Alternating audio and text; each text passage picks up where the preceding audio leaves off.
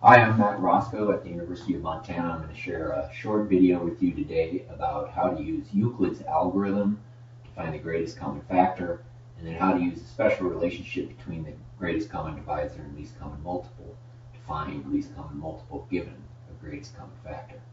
So let's go ahead and get started.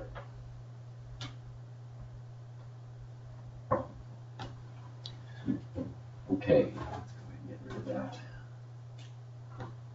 As I said, we're going to call this Euclid's algorithm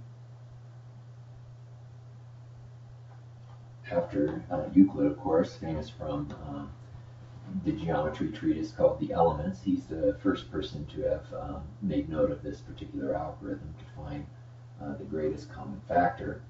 We're going to use the greatest common factor of 16 and 24 as our example. There is one prerequisite that you need to be aware of in order to understand Euclid's algorithm, and it's this. It says that if A divides B and if A divides C, then A will divide the difference between B and C. So convince yourself of this fact. Maybe pick a few examples. For example, if 2 divides, say, 24, and 2 divides, say, 16, then 2 will divide 24 minus 16, the difference of 24 and 16, which is 8. And certainly 2 does divide 8. Saying something divides a number is the same thing as saying it's a factor. So if 2 is a factor of 24 and it's a factor of 16, then it's a factor of the difference between 24 and 16. Okay. Let's go ahead and use this particular little theorem to construct Euclid's algorithm. So Euclid's algorithm begins with the problem statement, the greatest common factor, 16 and 24, and says, well, I don't want to solve this particular one. I want to solve a greatest common factor problem that's easier than this one. So I'll rewrite this as the greatest common factor of 16 and 8. And the reason I can do that is because I've taken the 24 and I've replaced it with the difference between 24 and 16. And the reason that's true is because the greatest common factor is the divisor of both 16 and 24. It has to divide 16 and it has to divide 24, and therefore it also has to divide its difference. So I can replace any number in the arguments here in the greatest common factor. The two numbers I'm trying to find the greatest common factor for, I can replace them with their difference anytime I want to, because this theorem is true. So you might be able to see the solution right here, but let's go ahead and let the algorithm work itself out. Here we can replace 16 with the difference between 16 and 8, or just 8. The reason I can do that again is because I've taken the number 16 and I've replaced it with 16 minus 8, or the difference between the two numbers in the previous step.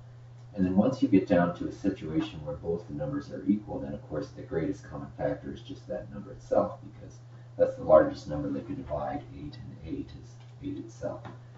So this is the way the Euclidean algorithm, or Euclid's algorithm, works. We simply successively replace the larger number with the difference between it and the smaller number, until we arrive at a location where we're at a stage where both of the numbers are equal, and both of the numbers are equal, and that has to be the greatest common factor. Okay, now that we know how to use Euclid's algorithm to find the greatest common factor, how can we use that fact to find the least common multiple? So we know that the GCF of 16 and 24 is equal to 8. What is then the LCM of 16 and 24? So the question is can we use information about a greatest common factor to find the least common multiple? And in order to answer this question, let's go ahead and investigate what this looks like on a Venn diagram. Many of you have probably taught greatest common factors and least common multiples on a Venn diagram. So we'll go ahead and use the Venn diagram to talk a little bit about what's going on here. Suppose we had two numbers. I'll use a black and a blue to indicate the two numbers. Say this is number A, and in blue I'll do number B. If we put their if we uniquely prime factorize both A and B and put their prime factors into these three regions, then we would expect that perhaps some of the factors would be shared, so perhaps some of the factors would be unique only to B, and perhaps some of the factors would be unique only to A. So we would in effect have three regions that we would have factors distributed in, and I'll call them regions. Why don't we call them regions X, Y, and Z, and let X, Y, and Z be the number that you obtain when you multiply all the factors in those regions. So I just want to go ahead and point out a few things to you. If you've taught this before, then you probably are aware that the GCD of A and B is just all those numbers that are in the region Y. You're probably also aware that the LCM of A and B are all those factors that are in X and Y, multiples of A, and Z. So this would be X times Y times Z. But what's interesting here is go ahead and ask yourself, well, what would A itself be? And A itself is X times Y. And what would B itself be? Well, B would be Y times Z. And now that we have these four pieces on the board, you should be able to see that these two pieces multiplied together are equal to these two pieces. And what this is trying to show you, I guess, is a small theorem that tells us a little bit about how the GCD and the LCM are related. It turns out that if I multiply the GCD times the LCM of any two numbers, I get the product of those two numbers. So A times B is equal to the GCD of A and B times the LCM of A and B. So step back and think to yourself, well, how, what does this actually tell us about two numbers? Well, what it means is that if I know GCD, I can find the LCM without ever having to do anything other than algebra, because of course the two numbers are always known. So knowing one of these two, I can solve for the other using this simple relationship.